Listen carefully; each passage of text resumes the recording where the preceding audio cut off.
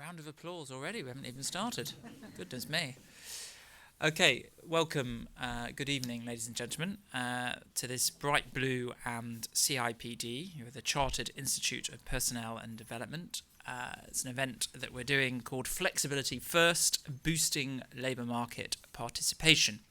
For those of you that don't know Bright Blue, we are an independent think tank for liberal conservatism. You've got some bedtime reading in your bags on your chair, so please do take those home with you. And we are a think tank that is here to defend and improve liberal society. We work across four main themes: employment policy, education policy, environment policy, and social policy. And in recent years, we've been particularly vocal on employment policy. We've done reports, for example, on how the nature and scale of self-employment has changed, particularly since the pandemic, and how we can support those people. We've also done work around lower paid workers and how we better support them through the welfare system. And we've been particularly keen on thinking about how you can expand labour market participation to drive growth, which is obviously still quite anemic. And we've been particularly focused on older age employment and parental employment. And one big push we've done is around improving childcare support, particularly for parents with children under the age of 3. And we were very pleased that the Chancellor in the budget earlier this year adopted many Bright Blue policies. But there's obviously much more that needs to be done, and much more that the government wants to be to see done around boosting labour market participation. So we'll hear from the speakers, and then we'll take questions from you. There are also people watching on the live stream somewhere, anywhere in the world, so hello to you. Please do tweet using the hashtags BrightBlue and CPC23. You can also use the Twitter handles that we have, which is @WeAreBrightBlue and @CIPD. So the questions that we want to explore in this event are around the kind of social groups that have seen an increase in economic inactivity in recent years, particularly since the pandemic, and why, and what the kind of reasons are behind that. And then thinking about the advantages and disadvantages of the flexibility in the UK's labour market, which is quite flexible relative to other European countries. And thinking about kind of innovation around flexibility, which might improve inclusivity and enabling people from more non-traditional backgrounds to engage with and thrive in the labour market, and thinking about both public policy and corporate policy in supporting that. So, to answer some of these questions and thinking about how we can boost labour market participation, the impact of that, and what sort of good models exists at the moment, we've got a great panel with us. We have Matt Warman, MP, who is to my near left, who is the chair of the Future of Work All-Party Parliamentary Group. And then to my near right, we have Helen Bradbury, who is the Chief People Officer at E.ON. To her right is Neil Carberry, who is the Chief Executive of the Recruitment and Employment Confederation. And then to my far left is Claire McCartney, who is a Senior Policy Advisor at CIPD. So they'll do 5 minutes each, and then we'll hear from people on in the audience. So Matt, over to you first. Lovely. Thank you, Ryan, and thank you to the CIPD for supporting this, and also for supporting the work that I did with under the Boris Johnson government that has now morphed into the APPG on the future of work. And I suppose I'll start off on the narrow question of flexibility, to take people back to the 2019 general election, which was a very different world in lots of ways, but it buried in the manifesto, which of course everyone read cover to cover, was the commitment to introduce a right to request flexible working for any worker. And at the time, some of the criticisms that were made was that a right to request was essentially a meaningless thing that obviously an employer could say no to if they didn't like the sound of it, and that would be the end of that.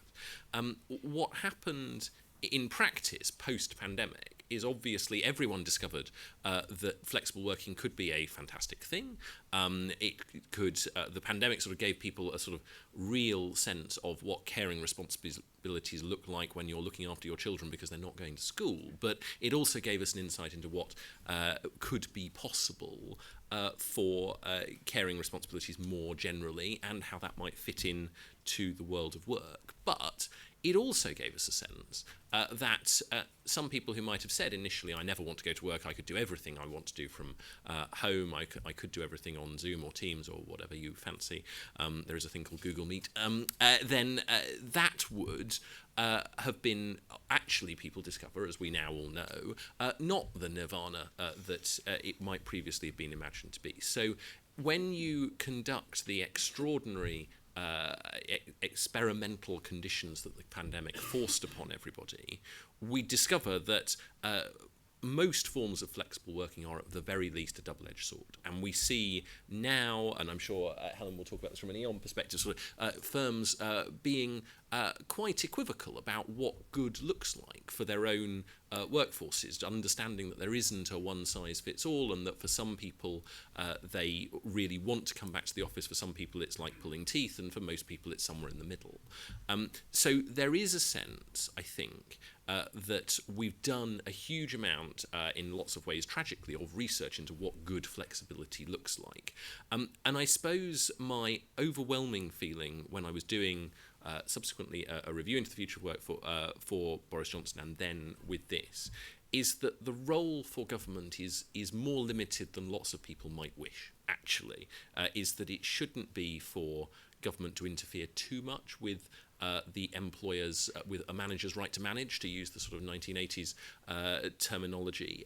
But there do have to be certain things where government is prepared to give people rights that they don't currently have. And we've seen a huge expansion of rights for adoptive parents, for people in various different sets of particular circumstances. And what I think we'll be looking at on the APPG increasingly is what would you have if you had started with a blank piece of paper? Because what we've now got, I think, is an increasing set of workers' rights that are very valuable and not of themselves bad, but also not necessarily coherent. And what does good look like in a tidying up exercise, I think, is a really important part of that. Just to cover a couple of other bits that the APPG is looking at around skills and around AI and around place. All of that, place being a sort of catch-all term for everything from the high street to some extent flexible working itself as well. All of those are in some ways into a conversation about getting more of the, particularly the over 50s, particularly men who have left the workforce relatively recently, and getting them back into any form of work has proved much more challenging for the Department of Work and Pensions and indeed the Chancellor than perhaps all of us might have hoped. Now, I'm sure other speakers will come on to that slightly more challenging question, but when it comes to, as I say, the narrow point of flexible working, we've done an extraordinary experiment which perhaps demonstrates that perhaps small government is the right size government. I will leave it there. Great, thank you very much, Matt. I suppose a question from me to you is around generative AI, which this year has really sort of taken a hold in public consciousness and really developed. Do you, there's obviously sort of strengths, there's sort of pros and cons to the development of generative AI for the labour market. Are you a kind of optimist about it on average in net terms, or do you think it actually could be quite pessimistic or negative in terms of people being replaced, basically? So I think, broadly speaking, AI is in the same category as all the other tools that have helped workers. And so we should think of it, I think, as something that allows people to be more productive. We've got a huge productivity problem. It is, I think, one of many tools to find a way into some of those conundrums. Where it's a very bad thing in some areas is potentially where it has a really profound impact on some jobs and some geographic areas, and some sectors of the economy are likely to be very much more affected than others. What government has to do is, I think, try and get ahead of some of that and say this isn't quite as predictable as we know that if a large company were to decide not to make cars in the UK, then they would be closing a car plant, and that would be hugely detrimental to a certain area. We do know that, for instance, the legal profession is going to be hugely affected by AI, because you've got some really interesting work going on around automating some of that. What does that do for a sector that is spread obviously across the country? There are then other examples where the NHS, for instance, talks about what you might be able to do to phone call handling. That is one way of saying that call centres are going to get revolutionised by AI. We've got a whole chunk of the northeast, for instance, where a significant percentage of employment comes from call centres. How do we try and get ahead of problems like that, I think, is the challenge that we've got. And then there's a whole separate, how do we make sure that the legislative loopholes that are created by AI are closed relatively quickly, which is more of an ethical question than an employment question, but just as important nonetheless. And just a supplementary question to that, which is thinking about the impacts of technological and cultural changes. So, culturally, much more people are working from home, meeting people via Google Meet, and the technological changes is, it's enabling people to do that. Now, some people say, actually, this risks more atomization. People are not connecting in offices, they're not forming new relationships, learning from others, and social integration, meeting people from different backgrounds. Often the workplace is often one of the best sites for that. So I just, your reflections on whether the kind of downsides is not just around substitution from some of these technological cultural changes, but also loneliness and atomization. Do you worry about that? So yes, and it's one of the things that we were specifically asked by various bits of the system around the review that I did to start looking at. And to be honest, the minor matter of the collapse of the government got in the way of actually doing the job. But that is a much harder question in some ways, and we're seeing businesses start to try and answer it for themselves, obviously, because there's a real difference in how you're able to shape the workforce that you want to do the job that you want if it is largely sat at home. And that does come back to, I think, a sense of, is there a right that interacts at the very least with an employer saying, no, I want you in the office 4 days a week, 5 days a week, whatever it might be, or is there simply a slightly more laissez-faire approach that says, look, businesses have the right to make their own mistakes or not? There's then a whole separate question over things like the 4-day week, which are interesting because in lots of cases they represent a fundamental shift from paying people for the hours that they work to paying people for the outputs of their job. And there are some jobs where that is obviously completely fine. Like if you are someone who is, it happened to take you 4 days rather than 5 days to do the thing that you were paid to do, it makes no difference. If you were someone who works in the NHS, for instance, and suddenly we say you're on a 4-day week rather than a 5-day week, you just need more people. And that is a real challenge. It is also pointed out by 4-day week proponents that if you can make some of the jobs more bearable, to use a pejorative term, then you may actually be able to attract more people and actually overall have more hours in the system. Now, it's a nuanced debate, but I think things like that are going to all play into the same slightly messy debate. Great. Thank you, Matt. Let's move now straight into the private sector and sort of kind of hear what's happening there in terms of flexibility, innovation. So, Helen, over to you. Thank you, Ryan. Good evening, everyone. So, as Ryan outlined, I'm the Chief People Officer at E.ON. We're one of the largest energy suppliers in the UK. And first of all, I wanted to say I'm delighted to be here this evening, and thank you as well to the CIPD for suggesting that we come along and share some of the experiences that we've had around flexible working and some of the measures that we've put in place quite recently. First of all, from a personal perspective, I just wanted to reflect on I'm a long-time advocate of flexible working. I know a lot of what we're talking about is since the pandemic, but actually as an organisation it is something that we've been supportive of for a much longer period of time. I've worked for E.ON for over 20 years. I've got 2 children, the eldest of whom is 16. So over the past 16 years I've worked a wide range of different flexible working arrangements, from your 3-day week, 4-day week, condensed hours, working as a job share for 3 years as well. And so I think I've really benefited from the flexibility that that's enabled for me to continue to develop my career whilst also balancing off home life. And I draw on that because I think it's important, because it's more about flexibility is more than where we work. It's also how we work and different approaches that we've got to that. In terms of E.ON, at E.ON, like many organisations, our ambition is really to be an employer of choice, and that's really our starting point for a lot of what we look at. And in order to be an employer of choice, particularly now, flexibility and inclusion really needs to be at the heart of what we do and what we stand for. And it's really important for us as we look to retain our existing employees, but also to attract talent into the sector and into our organisation.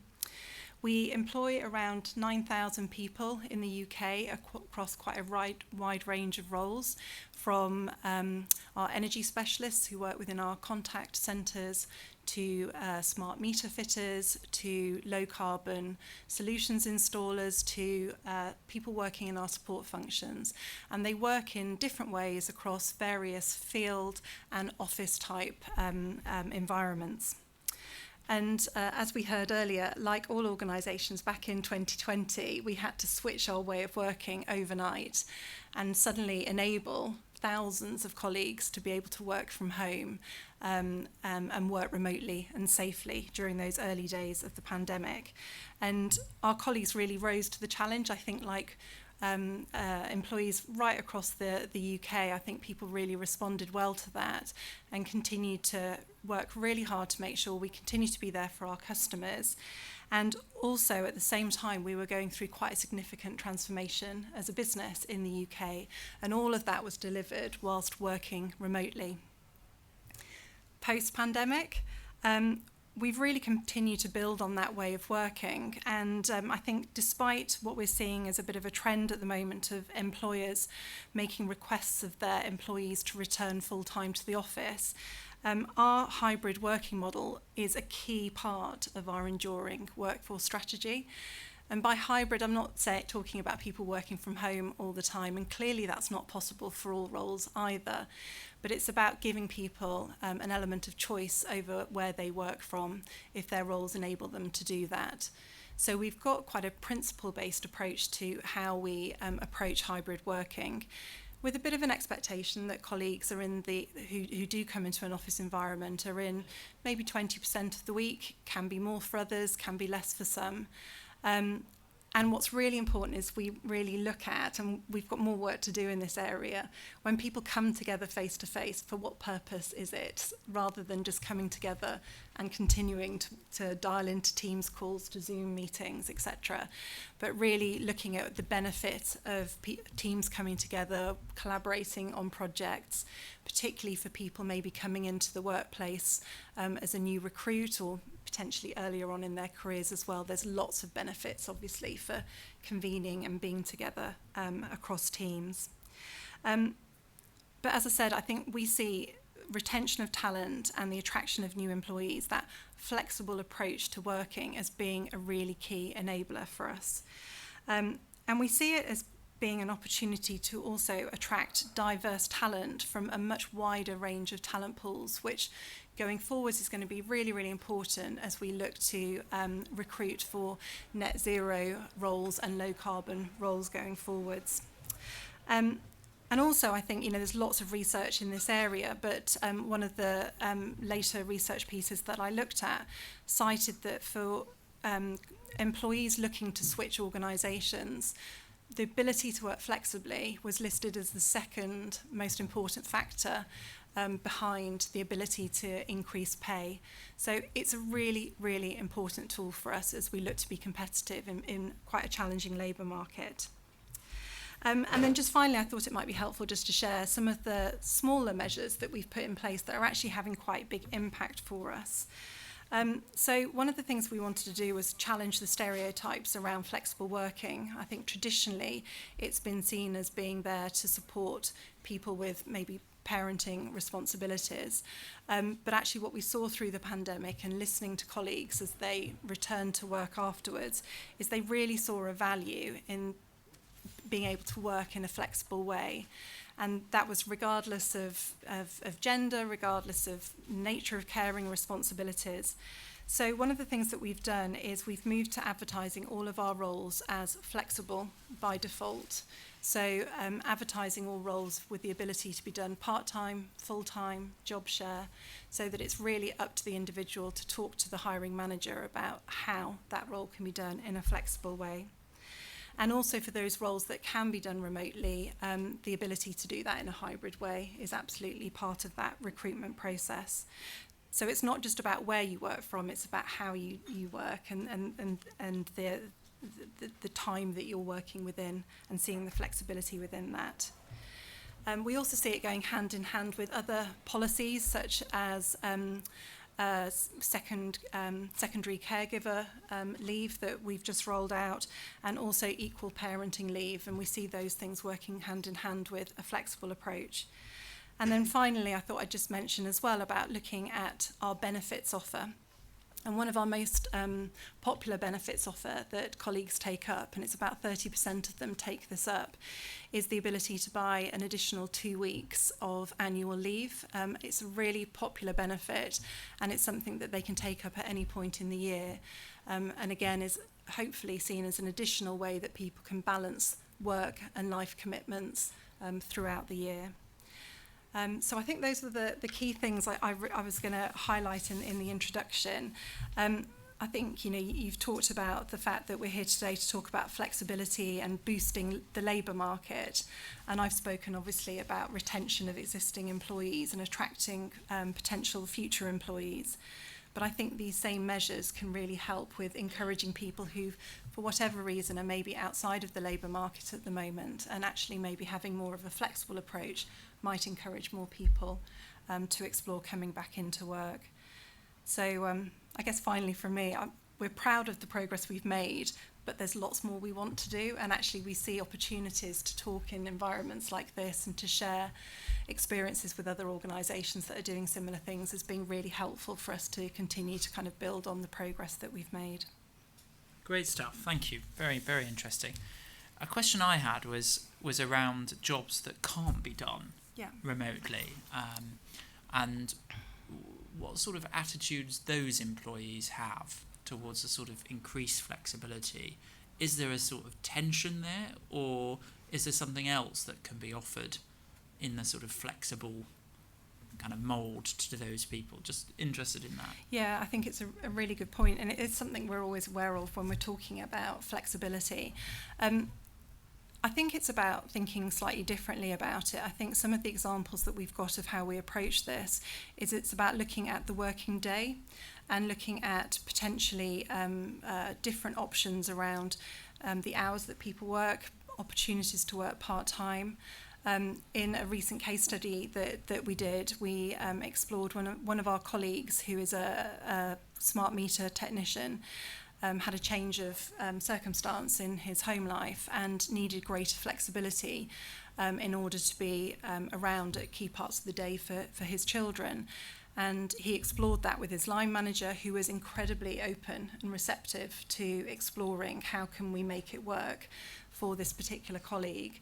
It was a particularly proactive line manager who really took ownership of that conversation and worked with that individual to put in place a flexible working approach that meant that that person could stay working for the organisation while still balancing off those changing requirements from a home perspective. So I think there's something there for me about starting with a yes and then working through locally between a line manager and an employee how we can make that work, rather than it being about central processes and policies, making it much more principle-based and having those conversations to see how we can enable that to happen. Yeah, and it also made me think sort of the kind of two main ways that we might think about flexibility. One is the location of the work, but the second is the timing of the work. Great. Neil, over to you. Thank you, Ryan. Good evening, everyone. My name is Neil Carberry. I'm Chief Executive of the REC. The REC is the trade association and professional body for staffing and recruitment firms. At this point, I always drop my favourite stat, which is our members place 1 million people into new permanent jobs every year, but put 1 million temporary workers onto work sites every day. So think about it this way: 1 in 30 of the British labour force work for one of our members today. We have been doing flexible work for a long time. In 2030, the REC will celebrate its centenary. We're a highly regulated industry. Indeed, Who Can Be My Member was regulated by the Heath government in the 1973 Employment Agencies Act. I say all this to make a point, which is flexibility is not new. We have had a major worked example, but we know the fundamentals here, which are about how do you properly protect people and how do you enable the economy. So it's both an economic and social good. We will have these arguments next week in another city with another political party which in the past has not seen the benefits of our flexible labour market in quite such a clear way. What I thought I might do in my 5 minutes though is give you a sense of the trends we think we're seeing, and in a sense of some of the areas where public policy might be helpful. The clue here, as colleagues have already pointed out, is in the name. It's a labour market, it's an effort bargain, it's a decision between two people, neither of whom are the government, unless it's a public sector job, in which case one of them is the government. I think, so 4 or 5 key trends. Firstly, I think employers are very aware that different pools of workers have different needs. We've talked about home working. Clearly, greater home working is a massive boon to raising Britain's terrible record on disability employment. But we've also got questions of how do we keep people engaged in the labour market as they get older, or indeed, how do we keep people engaged as they go through periods of sickness, or periods where they want to focus on other things in their life. I'll give you a really good worked example on my team. We have an excellent young man in our business development team. He's 27 years old and he is the REC's crypto king. If you follow him on LinkedIn, there's a video every Monday morning telling me how I can lose all my money. But he does that 2 days a week and works for us 3 days a week. As long as he doesn't sell crypto on 3 days, he sells REC membership, I'm a happy man. But I think that flexibility is really important. And it's important to remember that flexibility is for all workers, not least because I think we make it for all workers, we actually lift the barriers that exist for some workers who traditionally have not had it open to them. I think this does fall unequally between men and women, traditionally. It also actually falls unequally between senior staff and junior staff. In my experience talking to employers around the country, coming back to the office, young people very keen. Often they live in flat shares. They don't necessarily do so, but actually they want to progress in their careers. They want to be in. It's the senior staff who have a nice office, shed in the garden. If you're the general secretary of the TUC, it's very well appointed, by the way. It's the discussion you have with them that goes, I absolutely trust that you do your work at home, but part of your job is to be here with these guys. So there's a lot of work to do to think about the different pools in our workforce. There's also a great deal now, I think, post the kind of desert era of the pandemic and the boom of last year in information asymmetry. If I talk to recruiters around the country, they will say candidates have absolutely ridiculous expectations of what they can get, and clients have absolutely ridiculous expectations of what they can have. Best example, as we're a party political conference, the NHS hasn't raised the on-framework rates for agency nurses for 5 years. Guess what? Nurses will not take a shift on framework for the NHS. So when you read about all those high emergency nurse shifts, if you spent a few pennies raising the rates, You wouldn't need as many emergency rates when the hospital director panics on a Sunday afternoon. So there's all sorts of things there, and then there's pressure of time on people. Are you forcing your staff to choose between having a car park space or seeing their children for breakfast? There's the impact of hybrid. We've talked about productivity, but I'm really concerned about the cognitive load of video calling, and I'm not sure we understand what 5 days on Teams calls means for people, and the mental health links. People may want to be at home, but is it actually better for them? So it's a hugely complex thing for employers to work through. So broadly, the message from me is I think employment relations are back. It's an effort bargain and a deal we have to do. For government, a few things that might help. One, we have to make the law work. If you look at an example, the working time regulations, really easy to work out holiday pay if you work like a civil servant, really difficult if you don't. You can look at some bad law, I'm afraid to say, apologies to our parliamentary colleagues here, the right to request a stable contract as it affects agency workers, terrible piece of legislation. We'll make it work, but it wasn't written with any understanding of the front line. Second thing, we need to do the things that help. Welfare to work programs, having had a kick at the government, restart program, fantastic. The REC alone's put 1,500 people into work in the last 18 months from long-term unemployment using it. So let's keep that focus there. Let's make sure we understand that flexible workers aren't done to. They often choose it. People are coming out for things. People come to agency nursing in the NHS because they want flexibility the NHS can't give them. If you look at things like the NHS workforce plan, it's very 1960s manpower planning, and I choose those words advisedly. I think we need to give people more agency, but we also need to enforce. So I think one of the great losses of this Parliament has been the government's commitment to a single enforcement body, which would have moved us forward more effectively. And then let's think about the things government does control. We've talked already about childcare.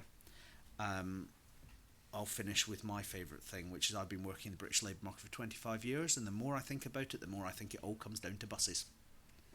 But we're sitting in a city where the bus system is undergoing a major change.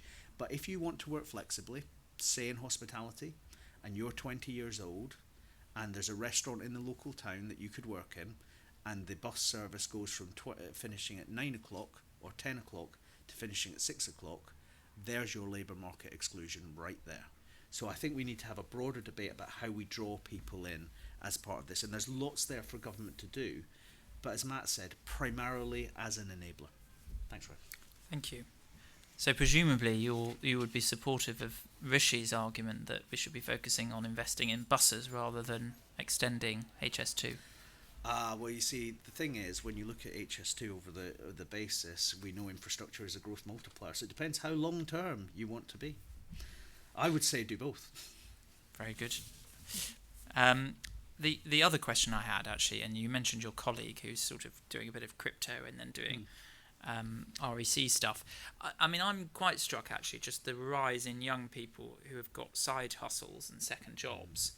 And I'm just interested in whether technological and cultural changes will make that more likely and will enable that more. Culturally, people working from home, more flexibility about when they work.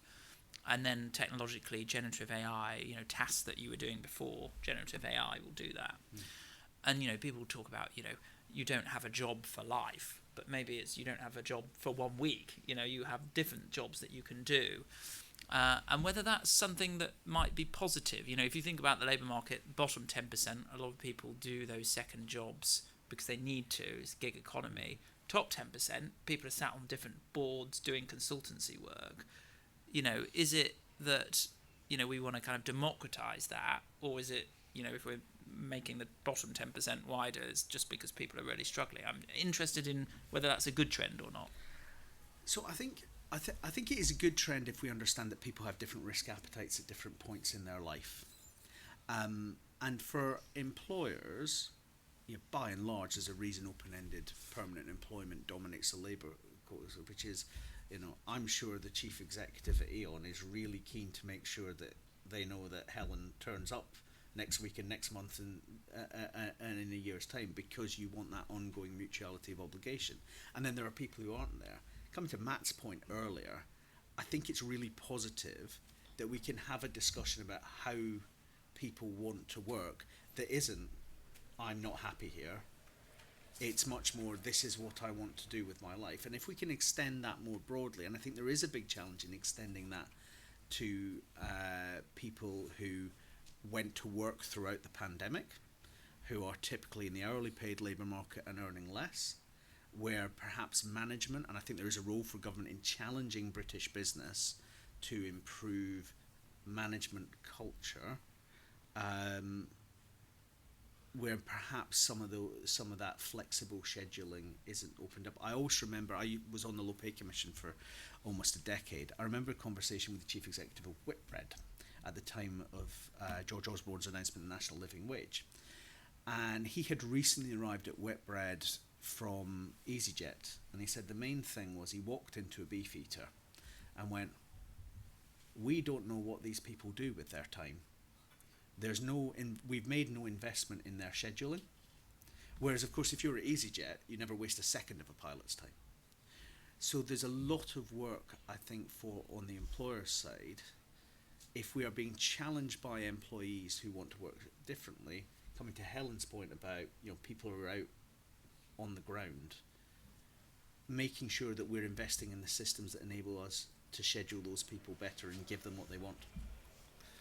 EasyJet may not waste pilots' time. There's only waste passengers' time.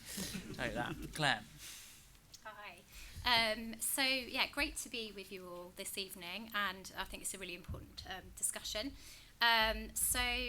We've been doing lots of work in this space at the CIPD, and in terms of labour market participation, we know that rising economic inactivity occurred across all G7 countries after lockdown restrictions were introduced. However, this has largely reversed across all of countries except the UK, where it has continued to rise, and actually the figure's risen by about 500,000 since COVID first hit, with significant increases in those people reporting long-term sickness as well. And at the same time, we know that organisations are grappling with the dual challenges of skill shortages, but also talent retention issues. And that's across a wide range of different sectors, including healthcare, social care, education, hospitality, retail, many more. And so we do think that offering greater flexibility and flexible working can go a long way towards tackling some of these problems. And I think even in roles that have been traditionally seen as much less flexible, and we've heard from Helen already at E.ON about some of the interesting practices they're doing with some of their field workers and beyond. So there is real potential there. Our own research at the CIPD suggests that 4 million workers have changed careers due to a lack of flexibility. 2 million have changed jobs in the last year, specifically due to a lack of flexibility. So actually that's an incredibly large pool that organisations can't really afford to be missing out, particularly when we are talking about skill shortages and talent retention issues. And then if we think about labour market participation as well, we know those figures are actually significantly higher for those reporting they have a disability or a long-term health condition as well. So incredibly important, and that's just one of the groups perhaps that we'll be here to talk about today, but incredibly important for labour market participation. There's been some discussion already about the focus on remote and hybrid working, and I think for some, following the pandemic, flexible working seems to have become synonymous with that, but actually we do need to broaden out the definition, and most of the panellists have already talked about this already, but it's incredibly important because I think we estimate around 60% of workers are in non-office or frontline roles, and actually we really need to be thinking about flexibility for all, and thinking about how that can suit individual but also really importantly business and sector needs as well. So that we think that there's a variety of flexible working patterns like compressed hours, job shares, part-time working, but also flexibility in scheduling rotas, split shifts, more for frontline workers, that organisations can experiment with. And actually, if we could ask the government to do one thing, and this is part of our Good Work manifesto, we'd like to see a challenge fund put in place for employers with frontline workers and non-office workers to really have a bit of resource and time to experiment around flexible working. We think that would be really beneficial, and particularly for SMEs as well, to be able to explore that. And I think that would helpfully embed flexible working more broadly and more fairly. In terms of some of the policy work that we've been doing at the CIPD, our Chief Executive, Peter Cheese, co-chairs the government's Flexible Working Task Force, which is a partnership across government departments, business groups, trade unions and charities, aimed about bringing change and increasing the uptake of flexible working. So one of the areas that we're focusing on at the moment is Happy to Talk Flexible Working. So I was really interested to hear about Helen making that the default position. I think that could make a big difference in terms of having that conversation really early on and attracting in talent and supporting labour market participation. We've also been running a campaign for the last few years called Flex From First, where we were asking the government, but also importantly businesses, to make that right to request from day one. And so we are pleased that the UK government have announced that they'll be doing that through secondary legislation. And we think that could broaden out opportunities much more fairly, actually, across different roles and sectors. Now, obviously, we don't see this as a panacea in itself. Organisations need to create really supportive cultures, but I think what it does is start that conversation early on and makes that flexible working arrangement more sustainable as well. And we also know that around a third of organisations already offer this. So actually what we're seeing this as an extension of good practice that's already happening in the labour market. So a range of things there really in terms of what we're doing and what we're seeing, but a really important topic. Great, thank you, Claire. Really interesting stuff. And we also at Bright Blue called for the right to request flexible working being a day one right rather than from 26 weeks. So that's good progress. Just a question from me, which is obviously we heard from Helen about what E.ON are doing to encourage and normalise flexible working. I'm just wondering whether there are any other kind of standout examples from the private sector which are particularly good in encouraging flexible working, getting older age, disabled, parental employment up? Yeah, really good question. I mean, I think there are good examples from the public sector, but also the private sector as well. So if I pull out a few of them for you, I think in terms of supporting 50 plus workers, for instance, we know that Boots, Next, B&Q have all got strong commitments to hire over 50s. They're also looking at retraining options as well, mentoring and returner incentives. So those seem to be successful strategies. In terms of disability inclusion, we know that Lloyds Banking Group have got a really successful workplace adjustment programme, offering support to thousands of workers. And I think that's a really important point, actually, because we know that a recent scope survey suggests that around 40% of employers are not offering reasonable adjustments to people with disabilities and long-term health conditions, despite there being a legal requirement there. So they're really bringing that forward. And ITV also have a Diversity Accelerate plan where they're increasing representation on and off screen of people with disabilities and long-term health conditions. And they also have something called ITV Able, which is a really proactive internal colleague network where they're really building an inclusive culture.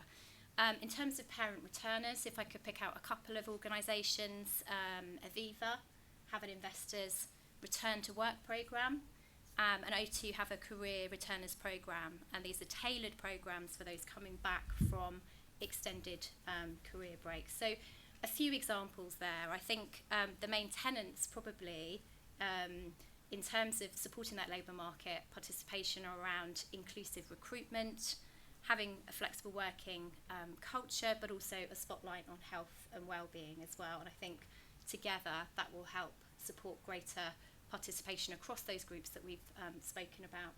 I feel like you've got a kind of bank of companies there doing all the right things. Is there a sort of list, the CIPD power list of best flexible working companies? We have our People Management Awards where companies apply for different categories, and there's a flexible working category. And actually, I have to say, this year there were some amazing kind of innovative practices going on. Actually, the organisation that won is a SME, so up against lots of much larger organisations with much more resources, but they were innovating in terms of giving employees freedom of choice, having a supportive culture, having really strong line managers as well that were enabling that flexibility.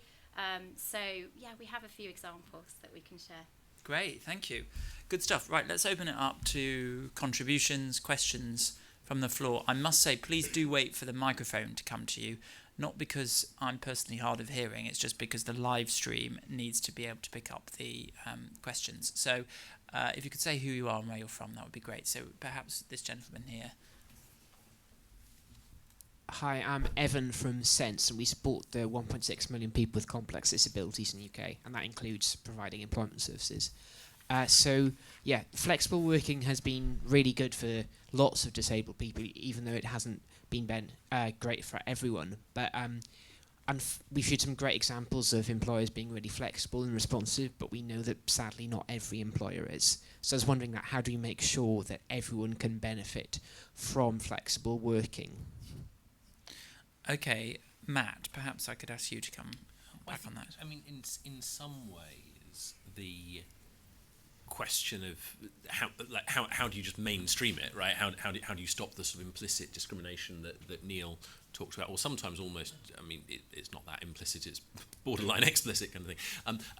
And I think the boring but really difficult answer is that there is no one size fits all, and the frustrating thing is that it is about trying to embed a culture change, which as so Helen was saying, so if you start off with yes as your default, then you can make some huge progress. But there isn't a way. I think there are two things. I think there isn't a way of government forcing that, other than the sort of very high level, you can't discriminate against people, reasonable adjustments, all that sort of stuff. I think, if I'm honest, I would focus more on the enforcement of what we've actually got at the moment. I think and that is, I suppose, explicitly going after fairly low-hanging fruit, but it is, I think that is probably where you could make the single biggest difference to the numbers. And the single enforcement body conversation is a really frustrating one, as Neil and I have talked about before. But the sooner we get there, the better. And I think the more that might also allow. There is this sort of ideal version where you save some money by mashing some bodies together, and you then spend at least some of that money, although the Treasury wouldn't like it, on promoting greater knowledge of what workers' rights might be and what their abilities might be to try and have a greater impact on their employers. Great. More questions or thoughts people might have. So this just gentleman at the back. Yeah. Thanks. Can you all hear me okay? Yeah. My name's Arthur. I'm from Magic Breakfast. We're a charity school breakfast provider that works on the premise that no child should be too hungry to learn. I just wanted to talk about or ask about labour participation, and it's something that gets a lot of attention from the perspective of parents. You know, talking explicitly around the wraparound care that we're seeing both political parties take a lot of interest in. But I am quite cautious that for example, it doesn't always consider the needs of children and young people. And, for example, the Chancellor's budget didn't mention children at all, but announced about £300 million of funding. So I was looking to ask the panel what their thoughts were on kind of some of these changes that we're seeing about trying to get more parents into work. And, from my perspective, I think the key to that is having places that children want to be, and places that parents have the confidence in sending their children to. Great. Claire, do you want to come in on that? Yeah, I mean, I think it's a really important point, and we definitely need to talk about the children. I think we need to talk about early years development as well, because that's where the focus should be. So it's incredibly important. I think the extension of free childcare is a good move, and it will help support parents come back to work, and particularly more likely mothers often is the case, and should support greater gender equality as well. But I think we do need to think about the lessons from the existing free childcare system, where things aren't necessarily going right, what improvements could be made there as well, and making sure that the system is properly funded, that there are enough workers working in their sector, that they're really engaged to work productively with young people. I think that's incredibly important. And then some other areas I think that we could focus on is, and Helen's mentioned about equalising parental leave, but really encouraging organisations to do what they can around that. So enhancing shared parental leave, because the take-up is really still quite low, 3%. So what more could be done around that, but also could we ring fence some paternity leave as well? So we're calling for 6 weeks paternity leave to be paid at a good rate as well, to really encourage that greater participation between parents or partners. But yeah, I think there's more work that can be done in that space. I mean, from a bright blue perspective, and sorry, I'm kind of roaming into speaker rather than chair role here, but I think the government was right to extend childcare support, particularly to help parents who struggle with the cost of childcare and that impacts on their employment activity, but also for the sake of children in terms of preschool education. But I would say that perhaps for very, very young children, there needs to also be support for parents who stay at home for particular periods of time. And my own feeling is that the statutory amounts that you get through maternity and paternity pay are not very high at all. It's like 150 quid a week. And if you work for a big firm, they'll provide occupational pay. But most people, and particularly people on lower incomes, work in small businesses that offer the statutory amount. So, I'd be looking at, can you front load child benefit, for example, which is probably less needed, that money, in the teenage years than it is in the early years, so giving some flexibility.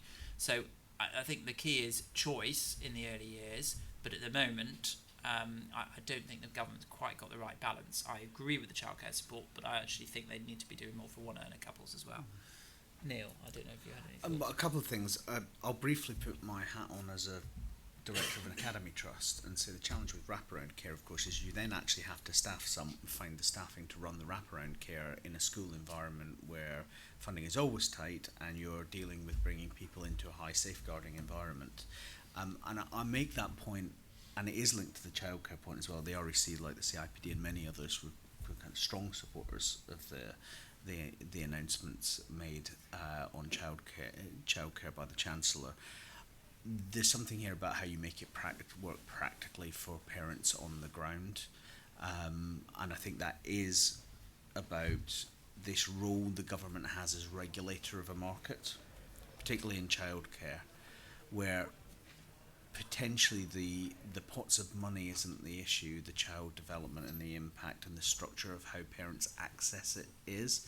Strikes me there's a way to go in getting this right. But certainly from personal experience, we have struggled to hire in our academy trust to maintain our wraparound care, and we've had to cap it. And what I think that says is there's an amount of this that the state will not be able to do, which throws it back onto employers to talk in terms of differential term time and school holiday time working hours, to think in terms of shorter working days. Certainly I have seen really good examples of employers in the public sector doing things like doing 5 working days but very short working days to support parents. I think it's too easy for us in the business community to think it's all about what the public services deliver. It's also about what we do to change. Great. Some more questions or thoughts? So this lady here, if you could wait for the microphone.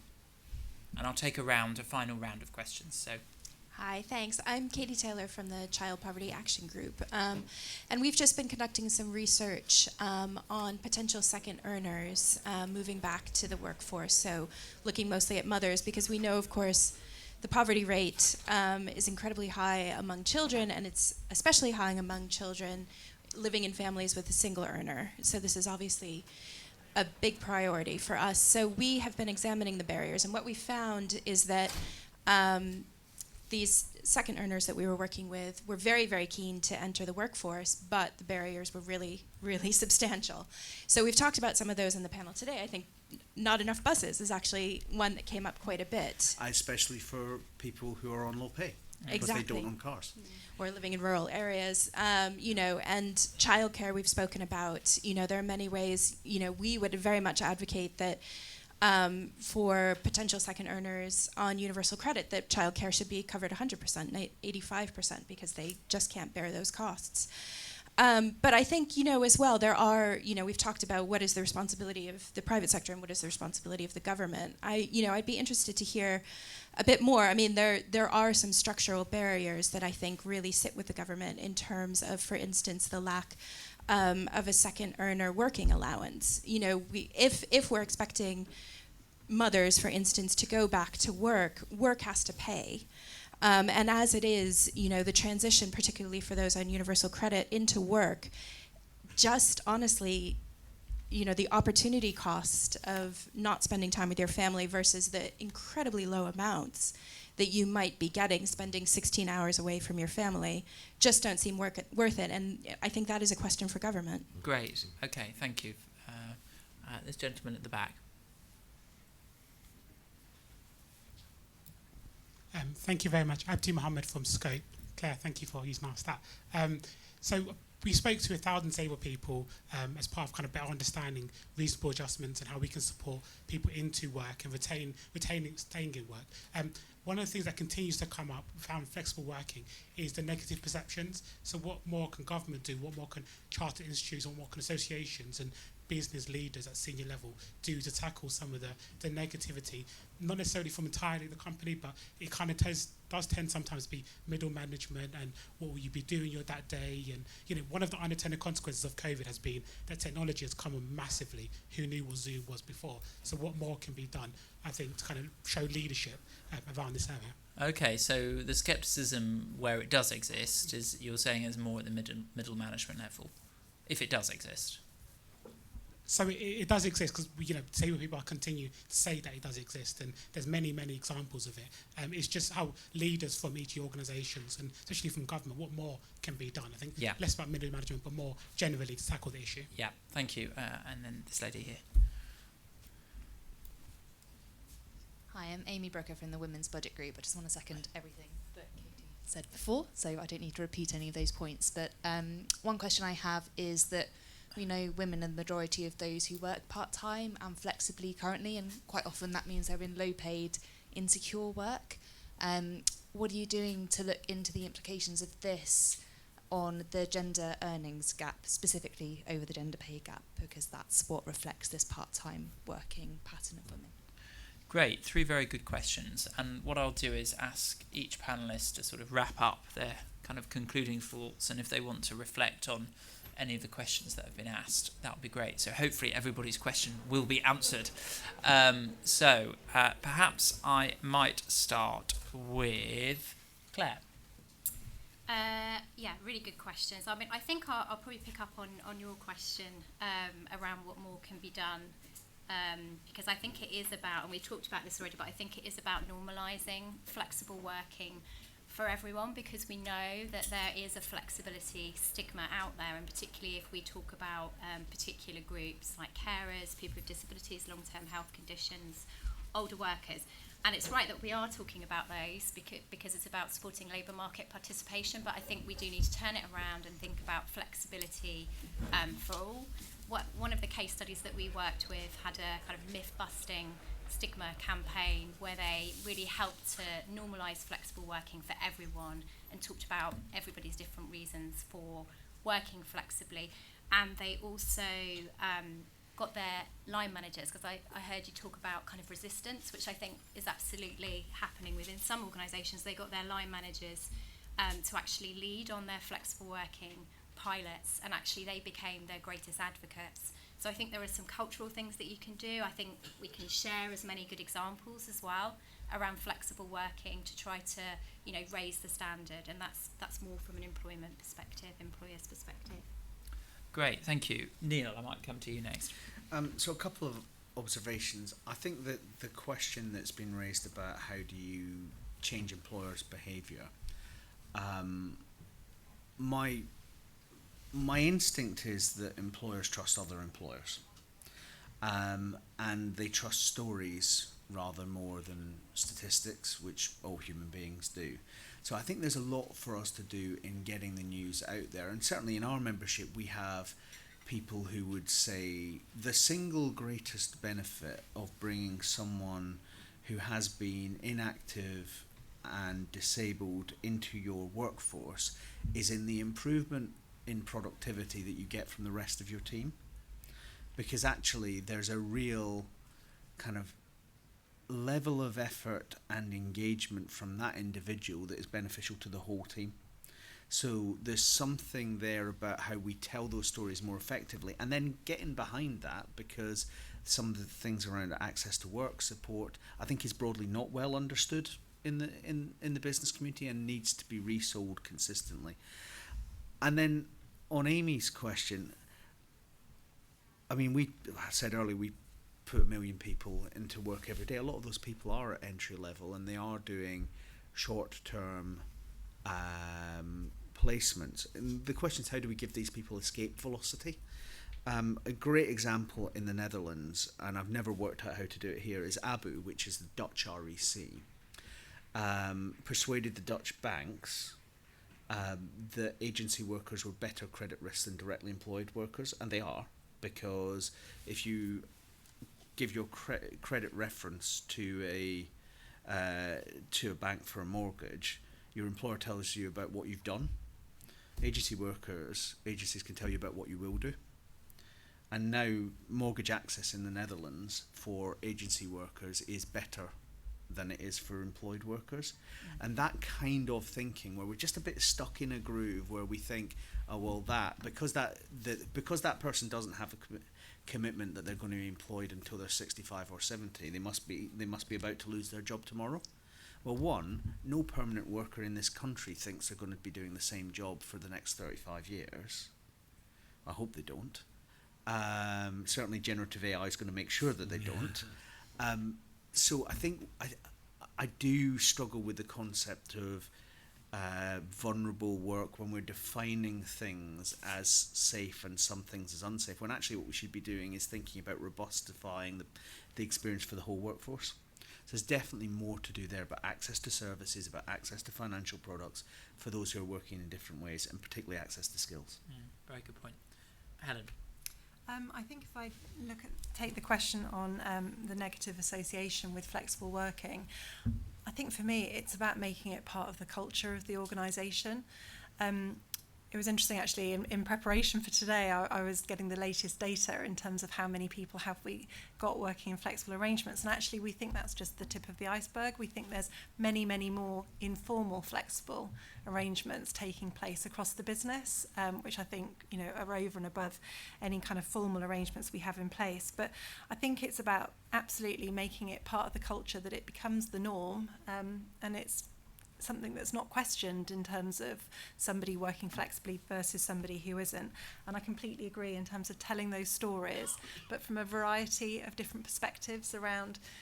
So we're always looking for those examples and case studies in the business about people working flexibly for a wide range of different reasons as well. So I think there's more that we can do on that, and to keep telling those stories. And effectively, I think Neil, you said it as well, in terms of if you improve things for some colleagues, it improves things for everybody. So I think it's something we'll continue to focus on. With regards to gender pay gap, I could talk about this topic for a long time, but I'm conscious of time. We've got really stretching ambitions around closing our gender pay gap, so it's something we look at really, really closely. We've done quite a lot of work over the last 2 years looking at the drivers of our gender pay gap, and one of the things that we looked at were barriers to progression for women.